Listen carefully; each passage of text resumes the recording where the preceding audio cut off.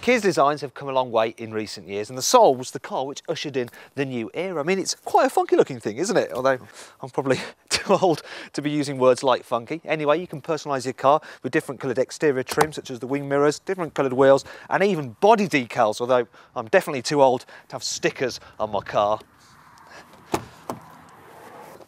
Fortunately, I'm not too old to get comfy here in the back of the Soul because it's absolutely fine for adults. There's decent knee room, headroom's really good, and because the chairs in front are raised up, you can slide your feet underneath them.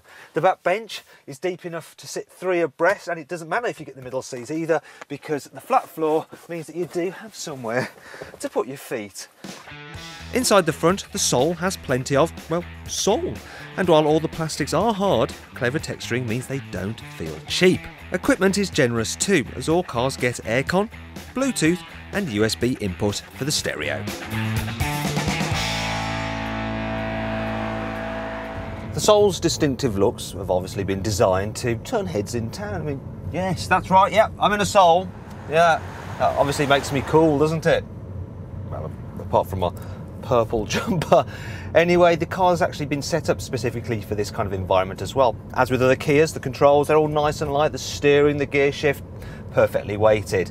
And because you sit high, well, almost as high as in some SUVs, you get a good view over other traffic. And this, plus the car's square body, means it's easy to actually fit through gaps in traffic and squeeze into tight parking spaces.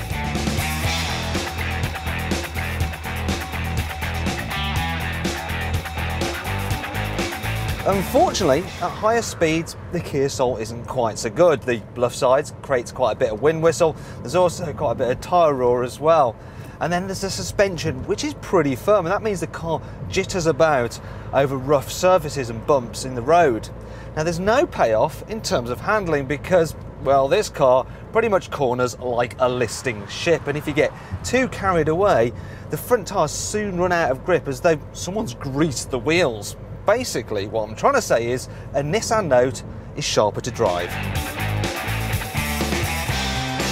As for other problems, well, the huge back pillars limit rear visibility. There's no reach adjustment for the steering wheel, and this cabin is completely devoid of clever storage cubbies. Plus, the side door bins are small, and the glove box has an annoying shelf in it, which eats into space.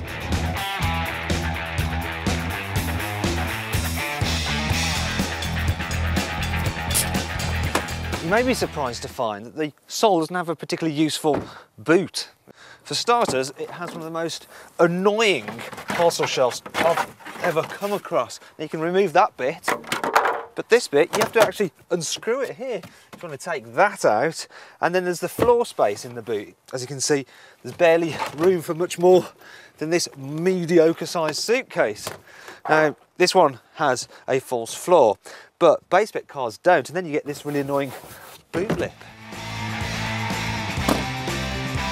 Finally, there's the price, because a Soul is a bit more expensive than you'd imagine a Kia to be. That said, it is distinctive, especially if you personalise it, and of course, it gets a 7-year warranty.